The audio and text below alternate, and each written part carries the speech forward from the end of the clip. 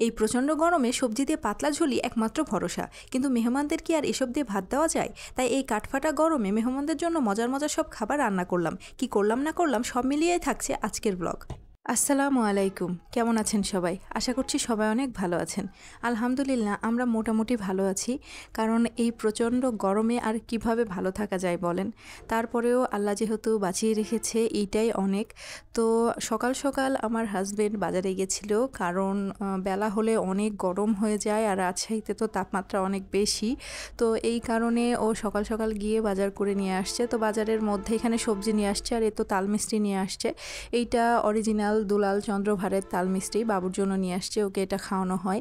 আর এখানে সবজির মধ্যে ছিল লাউ, ঝিঙ্গা, তারপরে ঢ্যাঁড়স, এখানে ডুমুর নিয়ে আসছে, পটল নিয়ে আসছে 1 কেজি, কাঁচামরিচ, লেবু, আর বাবুর জন্য মিষ্টি আলু নিয়ে এসেছে, ওকে মিষ্টি আলু সিদ্ধ করে খাওয়াই। আর এখানে অনেকগুলো শশা নিয়ে আসছে, কারণ যে গরম পড়েছে পানির চাহিদা পূরণ করতে শশা খেতেই হবে। তো এই জন্য শশা অনেকগুলো নিয়ে এসেছে।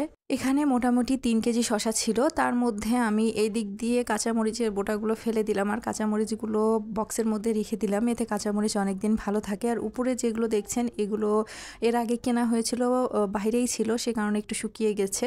তো এটাকে আমি ঠিকঠাক করে রেখে দিব। আর আজকে তো তরই দিয়ে মাছ রান্না করব ভেবেছিলাম, তার মধ্যে ফোন আসলো যে মেহমান আসবে বাসায়। নিজেরা সবজি দিয়ে খাবার খেলেও কি হবে, মেহমানদেরকে তো আর এটা দেওয়া যাবে না। তো এই জন্য ডিম সিদ্ধ বসিয়ে দিলাম। এখানে কলিজা বের করে নিয়েছি, এগুলো দিয়ে ডাল রান্না করব। আর গরুর মাংস ভিজিয়ে নিয়েছিলাম। এখানে ডিমগুলো হয়ে যাবার পরে হালকা একটু তেলের উপর ফ্রাই করে নিচ্ছি, এর মধ্যে দিয়ে ভাত বসিয়ে দিয়েছি। এই তো ডিম ফ্রাই হয়ে গেছে, আর ভুনা করলাম না, এভাবেই ফ্রাই করে নিলাম। এরপর আমি তরকারিটা রান্না করে নিব। তো পেঁয়াজটা ভেজে নিচ্ছি, এর মধ্যে আমি সব ধরনের মশলা দিয়ে দিব। আসলে যে গরম পড়েছে, এই গরমে সবজি দিয়ে পাতলা মাছের ঝোল বা এমনি সবজি তরকারি এটাই খাওয়া ঠিক হবে, কিন্তু মেহমানদেরকে তো আর আসলে এইসব দিয়ে ভাত দেওয়া যাবে না। তো এই জন্য মেহমানদের জন্য আলাদা রান্না করছি, আর আমাদের জন্য তরই দিয়ে আলু দিয়ে মাছের ঝোল করব পাতলা করে। আর এইখানে এই তো ডাল রান্না করার জন্য মশলাটা কষিয়ে নিয়েছি। এখানে আমি মাংসের সব মশলা দিয়ে নিয়েছি, এবার গলা গিলা কলিজা যেগুলো থাকে মুরগির, সেগুলো দিয়ে আমি বুটের ডালটা রান্না করব। তো এইবার আমি কলিজা গলা গিলাগুলো দিয়ে দিলাম, এগুলো একটু ভালো করে কষিয়ে তার মধ্যে আমি ডাল দিয়ে দিব। ডাল দেওয়ার পরে সেটাকেও ভালো করে কষাবো। তো এই তো ডালগুলো দিয়ে দিয়েছি, এবার এটাকেও একটু ভালো করে কষিয়ে নিব, তারপর পরিমাণ মতো পানি দিব।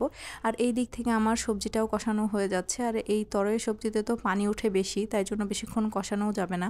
তো কষানোর পরে আমি মাছ দিয়ে দিয়েছি, তারপর ঝোলের পানি দিয়ে তরকারি নামিয়ে নিয়েছি। আর এদিকে ডালটাও হয়ে গেছে, ডিমটাও হয়ে গেছে।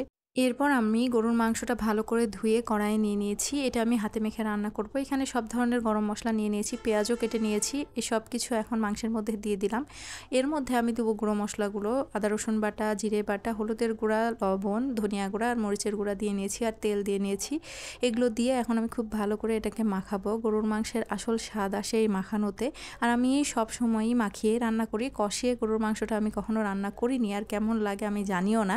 তো আপনারা যারা কষিয়ে রান্না করেন কেমন টেস্ট হয় আমাকে কমেন্ট করে জানাতে পারেন। আর এইভাবে হাতে মেখে রান্না করলে তো টেস্ট হয়, এটা আমি 100% গ্যারেন্টি দিয়ে বলতে পারি। আর এইভাবে মাখানোর পরে আমি এটাকে খুব ভালো করে কষাবো, তারপর সিদ্ধ করার জন্য প্রেসার কুকারে দিয়ে দিব। আর এই তো আমি এটা কষাচ্ছিলাম, পানি উঠে গেছে, এই পানির মধ্যেই আমি কয়েকটা আলু দিয়ে দিয়েছি, তার মধ্যেই এটাকে খুব ভালো করে কষিয়ে নেব। আর আলুগুলো কত ছোট ছোট দেখেন। তো এই কয়েকটাই আলু ছিল, তো আমি অল্প করে আলু দিলাম, কারণ সবাই তো অত বেশি আলু খেতে পছন্দ করে না আমার মতো। তো যাই হোক, এই তো এটা খুব ভালো করে কষানো হয়ে গেছে। আর এই তো দেখতেই পাচ্ছেন তেল ভেসে উঠেছে, কিন্তু যে মারাত্মক গরম পড়েছে এইভাবে কষা মাংস বা এত তেল উঠা মাংস খাওয়াটা ঠিকও না, কিন্তু কিছু করার নেই, মেহমানদেরকে দিতেই হবে। তো এরপর আমি প্রেসার কুকারে মাংসগুলো দিয়ে দিলাম, সিটিটাও ঠিক করে দিলাম, এবার 5-6টা সিটি উঠলেই হয়ে যাবে। তো যাই হোক, এই হলো আমার মাংসের তরকারির ফাইনাল লুক। আর এই যে তেলগুলো দেখতে পাচ্ছেন, এত তেল আমি দেইনি, এটা হচ্ছে মাংস থেকেই আর কি উঠেছে। তো যাই হোক, এই ছিল আমার ছোট্ট একটি ভ্লগ। সবাই ভালো থাকবেন, আল্লাহ হাফেজ।